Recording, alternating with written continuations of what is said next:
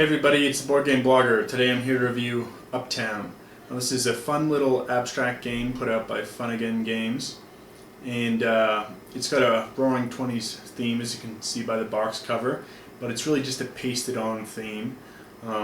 They've re-released the game and the new name is Blockers, with no theme at all, really. So no theme at all versus pasted on theme.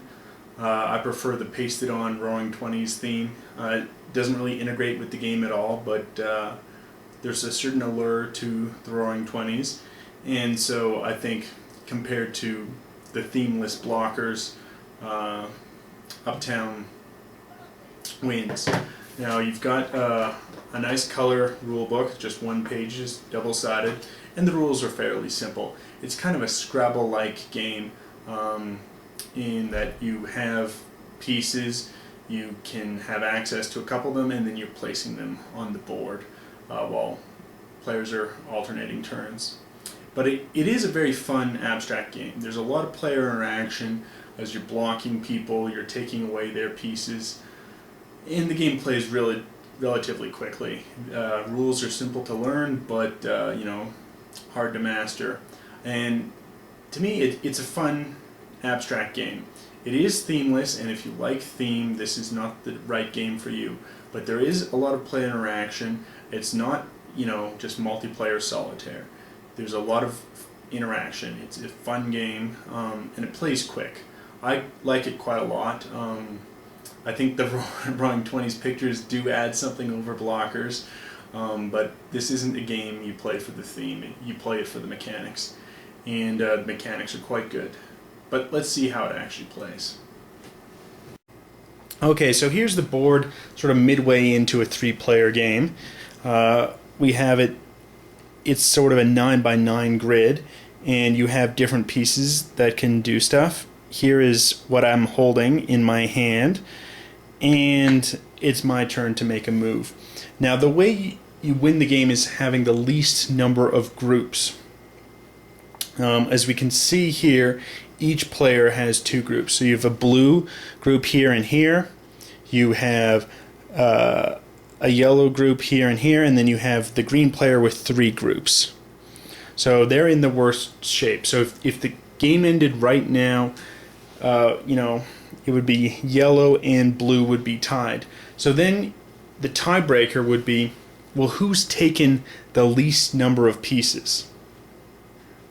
So it's my turn as yellow, and I could be playing any one of these.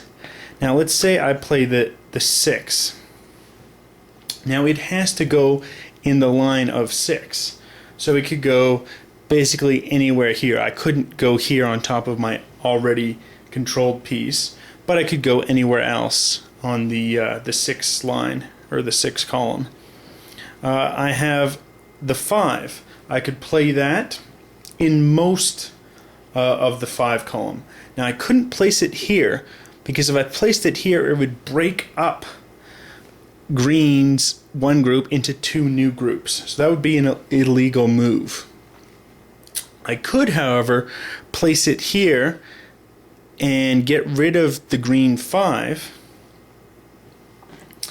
and connect my 2 groups into 1 group. Now this is a legal move, and I can take away the green because it's not creating another group for green. However, this is then going in my stockpile. So if the game ended and yellow had an equal number of groups to say blue, and let's say blue was able to connect all this, well then getting this additional piece would be disadvantageous because I could lose on a tiebreaker. Now as you can see, the pieces, they're in color, but they also have symbols, and so this is very good for people who are colorblind. You could still see the symbols, which is very helpful. You also then have pieces like here. So let's say I had the ring piece. I could place this sort of anywhere within this box. So you have numbers, that are columns, you have letters that are rows, and then you have symbols that are the 3x3 grids. And that's just the game. People take alternate turns playing their pieces. Everyone has a wild card, which can take out anything. And the key is to just strategically place your pieces so that you're minimizing the number of groups you have.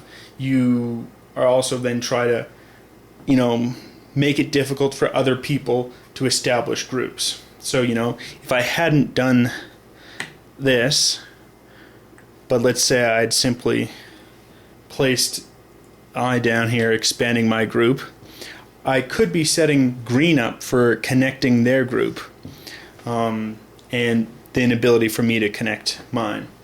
So it's just playing, and green would go next, and so on and so on. So it's just each player takes their turn. You're placing down the piece, and as you can see, it's a very abstract game. Really no theme on the game, but it plays quickly. I think it's a very fun game because of the quick playing nature of it. Plays well 3 to 5. Does not play well as a 2-player game. As in the 2-player game, each player plays 2 colors, and so if you're only playing 2-player games, don't pick this up. It's not good as a 2-player game. But in the 3 to 5 range, I think it's fun. It's a really good abstract game, very easy to teach. I've even played with my mother-in-law, and who's not a gamer at all, but she's able to understand the concept quite quickly. And I think it's a fantastic game.